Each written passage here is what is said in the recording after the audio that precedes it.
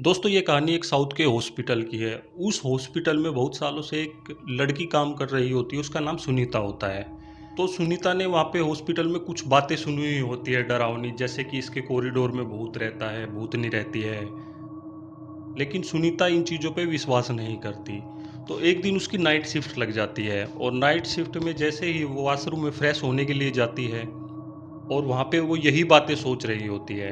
और फ्रेश होने के बाद जैसे ही वो कॉरिडोर से गुजरने लगती है, अचानक से वहाँ की लाइटें बंद हो जाती है और फ्लिकरिंग करने लगती है।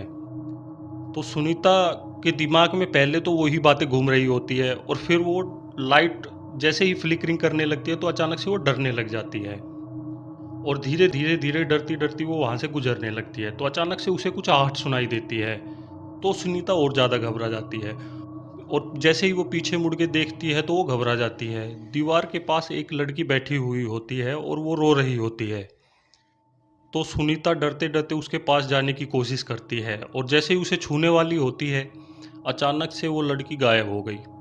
तो सुनीता ये देख के बहुत ही ज़्यादा घबरा जाती है और अचानक और घबराहट के मारे वो फिर से डर के मारे वॉशरूम में चली जाती है और वहीं जाके बैठ जाती है और सोचने लगती है कि आखिर उसके साथ ये हुआ क्या?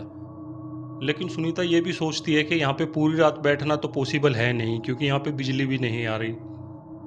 तो वो धीरे-धीरे जैसे ही वहाँ से चलने वाली होती है तो उसे बाथरूम के मिरर में एक परछाई दिखाई देती है और सुनीता डर के मारे वहाँ से भागने लगती है।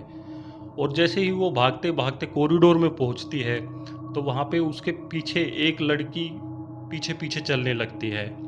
तो सुनीता समझ जाती है कि आज ही उसके पीछे कुछ न कुछ, कोई न कोई भूतनी या चुड़ैल पड़ गई है। तो सुनीता डरी-डरी सी वहाँ से चलने लगती है कि अचानक से सुनीता पीछे मुड़ के देखती है तो उस लड़की के निचले पार्ट में से ब्लड आ रहा होता है।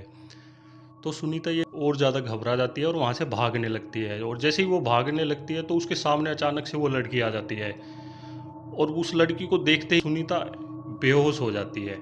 और सुबह जैसे ही उसे होश आता है तो वो उसी हॉस्पिटल में एडमिट हो गई होती है। दरअसल जब सुनीता बेहोश हो गई थी तो उसके कुछ यार दोस्त वहाँ आ जाते हैं और वो सुनीता को वहाँ से ले जाते हैं और हॉस्पिटल में जाके एडमिट करा देते हैं। और सुबह वही सब लोग उसके आसपास होते हैं, तो सुनीता जैसे ही आँख खोलती है तो सबको अपने पास पाती है। तो सुनीता उन सब लोगों को अपनी बातें बताती है, लेकिन उसकी बातों का कोई भी विश्वास नहीं करता। लेकिन उसमें से एक दो बंदे ऐसे होते हैं जो उसकी बातों पे थोड़ा थोड़ा यकीन करते हैं और वो बताते हैं कि हमने भी कुछ ऐसी बातें पहले भी सुनी हुई होती है। तो सुनीता हॉस्पिटल के बेड पे पड़े-पड़े यही सोचती रहती है कि उस रात आखिर उसके साथ हुआ क्या था? तो कुछ दिनों बाद उसे वहाँ से छुट्टी मिल जाती है और छुट्टी मिलती है तो वो उसी हॉस्पिटल में जाती है और वहाँ के पुराने डॉक्यूमेंट्स देखती है। तो डॉक्यूमेंट देखते-देखते उसे डॉक्यूमेंट पे एक फ़ोटो दिखाई देती है। वो फ़ोटो जूली की होती है और वो फ़ोटो देख के सुनीता पहचान जाती है कि ये तो वही लड़की है जो रात को मिली थी। तो सुनीता उस जूली की पुरानी हिस्ट्री ढूँढने लगती है और ढूँढते-ढूँढते उसको पता चलता है कि जूली कुछ सालों पहले यहाँ प्रेगनेंसी के दौरान एडमिट हुई थी, लेकिन डॉक्टरों की लापरवाही के कारण वो पेट में बेबी होता है वो भी मर गया था और सुनीता की भी वहीं डेथ हो जाती है। तो सुनीता समझ गई थी आत्मा वहाँ पे भटक रही है और सुनीता को उसकी आत्मा ने ही देखा था। यानी कि सुनीता उसकी आत्मा को ही मिली थी रात को, जिससे वो डर गई थी।